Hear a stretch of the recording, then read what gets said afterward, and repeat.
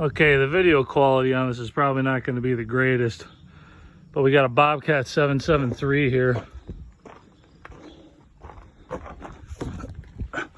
with the BCIS controller. The Bobcat interlock control system does not work anymore for the seat or the valve. Traction still works. System activated won't go on, so you cannot use the buckets or any of the hydraulics, auxiliary hydraulics, up and down hydraulics, or bucket hydraulics. I overrode that with my own custom wiring harness. I'll show you. I'll start at the back. What I did is I tied it into the power here where the starter's at. Came up and put a 10 amp fusible blade fuse in there. The only other way is to go to the power, which is all the way back there for hot. So I went to the starter motor here. Brought up, always put a fuse in. You don't want to burn your equipment down, put a fuse in. Run a hot wire all the way up through the cab. Come around and I'll show you that. That's the one coming from the back there.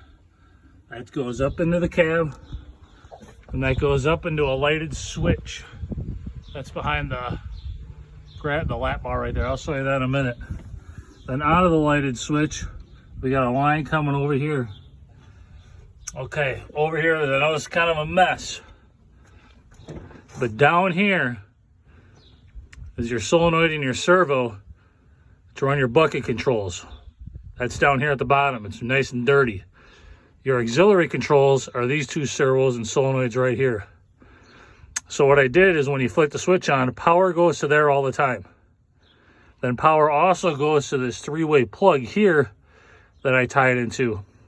The orange one, the yellow one on this side is your power on all the time. Then your two greens are for your auxiliary switches up here to run each of those servos. So you gotta tie it in there. You gotta use an ohm meter to figure out which one's which. I'm telling you, it's these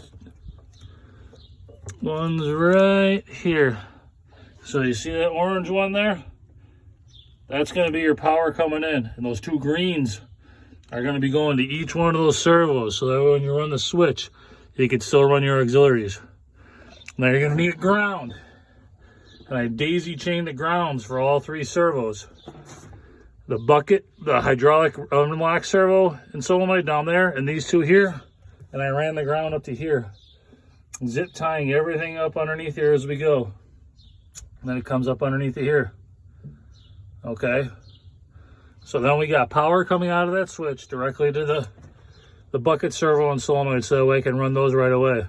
Then you got your auxiliaries right here. Okay, let me show you too. I didn't have to cut into the servos for the buckets or the auxiliaries. I use this plug right here. That came from O'Reilly's. We got 3 of those. I'll show you what the name of it is. That is this right here, this Builder Series Professional. There's the part number right there, 91441. You get 3 of those, and you don't have to cut into the harness on those, and you can leave the Bobcat harness along with those.